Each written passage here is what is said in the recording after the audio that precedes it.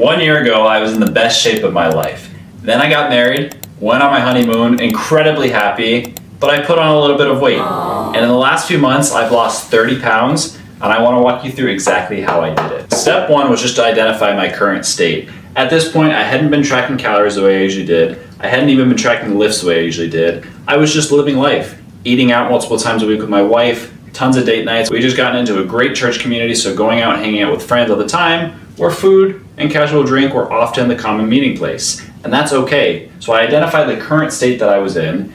At that time, I was sitting around 220 pounds. This was a relatively maintainable state for me over the course of the rest of the fall, continuing to add a little bit more weight in effort to bulk and build some strength. So I rose to about 229 pounds before beginning to diet. And so, understanding this, understanding my current state, my current habits, what was I doing? Was I doing cardio? Was I lifting? I was doing really no cardio, maybe 5,000 steps a day, and I was lifting 5 times a week. So all good things already. So if you find yourself in this situation, identify your current habits. What are you currently doing? Are you eating out? Do you cook at home? Do you eat a lot? Do you snack a lot? What are some of the things that you already noticed that you're doing? Because then once we know those, we can start to make changes. Step number 2 was to head to tdecalculator.com. This was going to help me determine my maintenance based on my height, my weight, my gender, my current activity levels, and then my body fat percentage if I knew it, which I didn't, and that's okay, but you can always estimate. So from here, understanding my TDEE, this was going to give me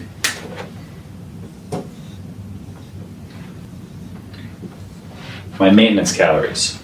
Step 1 is understanding all of this, your current state and your maintenance. Once we know maintenance, then we can go into a deficit. Fat loss only occurs in a calorie deficit. So first, knowing our maintenance, we can then subtract from there to calculate the deficit. Step 2, finding our deficit. So knowing our maintenance, which for me at the time was about 3,500 calories, I can then calculate my calorie deficit. Now, knowing 3,500 calories per week equates to about a pound of fat loss. If I wanted to lose a pound per week, which I did, then I needed to subtract 500 calories from the 3,500, giving me my deficit at 3,000. Doing that times 7 days a week leads to 1 pound of weight loss per week.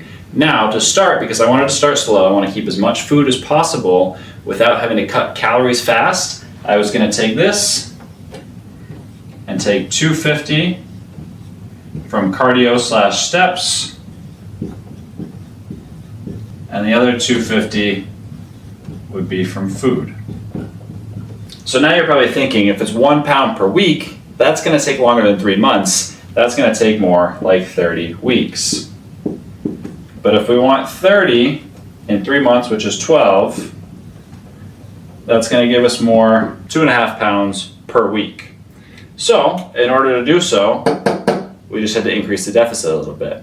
And so for me, although it started off like this for the first couple weeks just to get used to, I was quickly able to increase the number of my steps quite a bit to get a lot more calories burned from like 250 to 500, and then started to take a little bit more away from food as well. Now, practically speaking, what does this look like for actual macros for me? TDE calculator can also help you do that, but for me, I wanted to target my ideal body weight, so about 30 pounds from the 229, 200, so 200 grams of protein per day.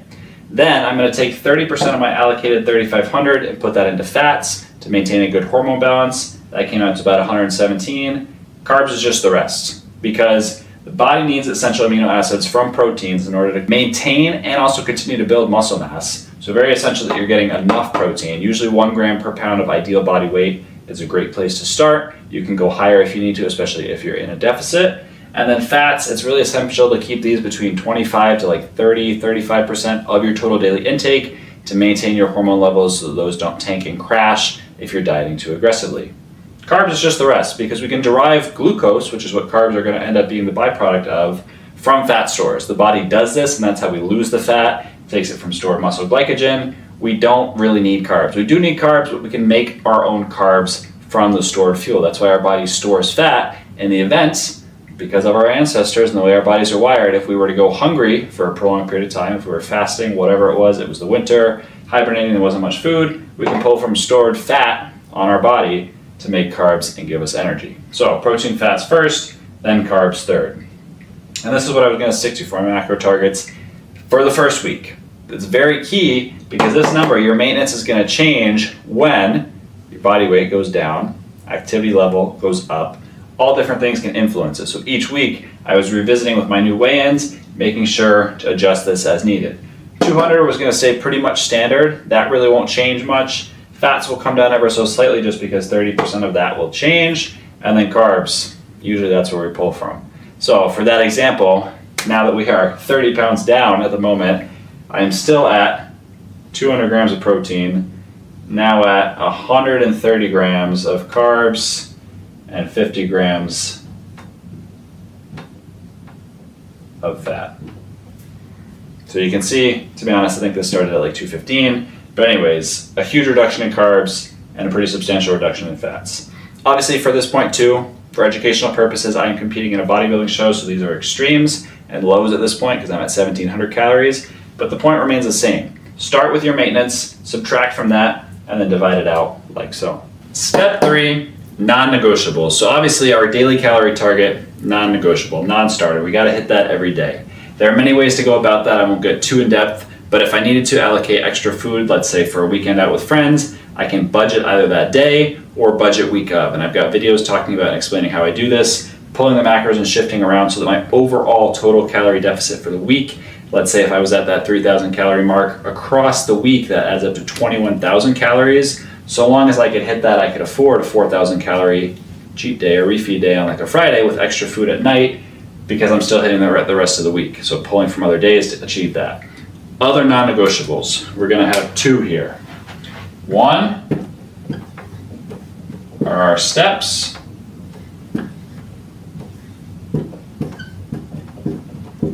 Our lifts, and actually I'm gonna add a 3rd, sleep / this is very hard to write this way, sleep / recovery. So, steps, what's so important about steps? Steps are the freest and the easiest way to increase your energy expenditure. If you're someone who's already sedentary, as I was at the time, averaging around 5,000 steps, go to 7, go to 10,000. The more, the merrier. Steps, unlike traditional cardio, like on a treadmill where you're running or running outside or doing like a hard bike or a hike, you don't get that tired and you don't get that hungry after. So steps are really a nice, free, easy way just to burn some extra calories. Investing in a walking pad if you work from home, taking extra walks in the morning and in the evenings with your dog, or just by yourself, post-meal walks. Really easy. 10,000 steps a day breaks out to about 100 minutes, which is about an hour and a half of dedicated walking time. 10 10-minute walks, 25-minute walks, 3 30-minute walks. Get the steps in, the more the merrier here. Lifts, obviously in a calorie deficit, we're less likely to be building as much muscle as we could in a maintenance or a surplus. So very important to continue to lift hard, to lift heavy, train with intensity, train with a purpose to continue to make progressive overload, maybe a couple more reps, a little bit more weight than last time.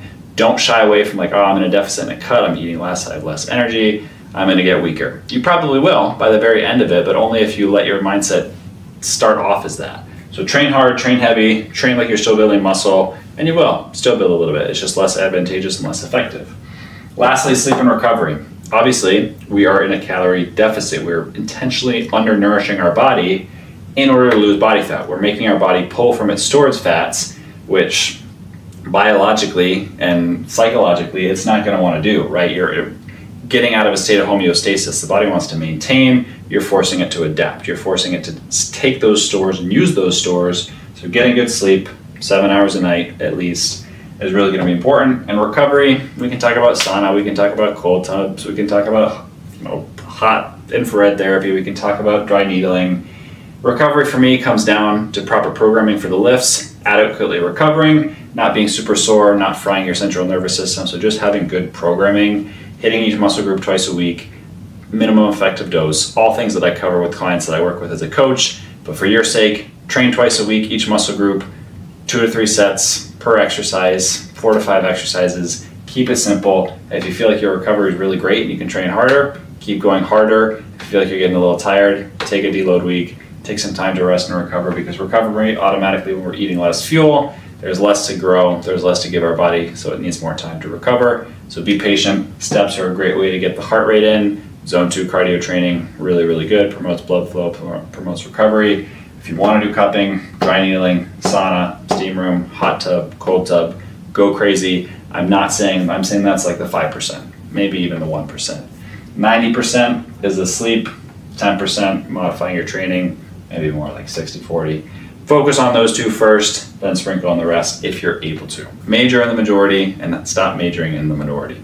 Okay? Step 4, rinse and repeat. I could stand here for hours and lecture about the minutia of carb timing, meal timing, lifts, different way to execute your lifts, different way to get your steps in to lose the body fat. But literally, if you do the steps 1 through 3 that we just talked about and actually stick to that on a daily, if not weekly basis for several months in a row, you're gonna lose fat. The way you lose more fat faster, be in a more aggressive deficit. More steps, less calories. Do this for a less prolonged period of time, that way you're at less risk of losing muscle. If you want to draw it out a little bit longer, take your time with it, make it a little more sustainable, keep it in like that 300 to 500 calorie deficit per day range, and you're gonna lose the fat. This is literally all that I've done. There have been birthday parties, there was the Super Bowl, there was Valentine's Day, there's my anniversary coming up, my wife's birthday, all these different events, all these opportunities to go off plan, to have unaccounted for calories that are just harder to track versus making my own meals, meal prepping and tracking them. But all of these things I've had to deny in order to stay in this cycle so that I could rinse and repeat. And so that's the biggest point that I want to drive home, is a calorie deficit and weight loss is always temporary. 12 weeks of this and I lost 30 pounds. It has been life-changing to go from that 230 pound frame to now a 200 pound, sub 200 pound frame. Because once I get to this state, which everyone desires to get to, now I can maintain. Now from here I can continue to build on top of this and maintain this new state. The problem that I see so many people run into is that they want to lose this 30 pounds. And maybe for some it's 40 or 50, it's greater quantities, but it's the first 5, 7, 8 come off relatively easy, but then there's this resistance. Like, I want I want to go out to eat, I want to have that, I want to do that, I want to drink that, I want to have that snack. All these old habits and patterns, they creep back in, the weight starts to come back, starts to maintain, starts to plateau, starts to even gain more than you actually lost to begin with, and the cycle repeats itself. And now it's 50 pounds to lose instead of the original 30. So all I'm saying, the point that I'm driving home, both for myself, what I've done, and that's something you can take away, is to commit and lock into the process. 12 to 20 weeks is all it takes to radically change. From there, you can enter into a state of maintenance, which is what I plan on doing. And if you're someone that continues to want to lose more fat beyond that, reevaluate. Take a pause, take a break, collect yourself, and actually learn how to live at this new status, this new weight, this new maintenance level, these new habits that you have to now ingrain, pulling and carrying over some of the things that you had to do during the deficit to reach that point, and then continue to push again.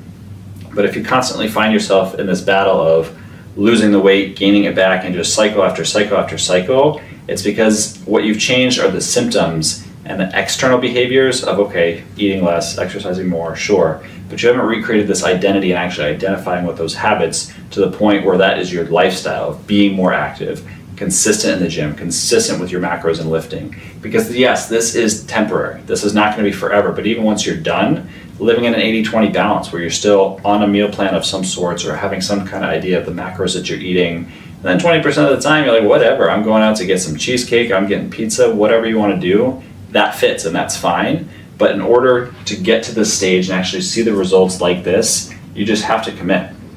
You have to lock in, you have to buy in and actually go all in for a prolonged period of time. 12 weeks to 16 weeks I think is a great time frame, and you can always resume the process and continue further if needed. But if you go half in, 8 weeks in, you're going to feel like you've been suffering and struggling, yet you've only seen the product and the fruits of your labor of maybe 2 to 3 good weeks because you've been fighting it the whole time. I hope you guys found this helpful. Make sure to leave some comments below, like and subscribe for more. And as always, apply to work with me if you're actually looking to make serious changes in the gym. I'm passionate about helping people find a foundation for their fitness, understanding how fitness works, both from an exercise, nutritional components, all of it, building a stronger physique, not just for the now, but for longevity, for life, because this is a lifelong journey. Fitness is a lifelong thing. It's not a 12-week challenge of losing 30 pounds. This is lifelong. Thanks for watching.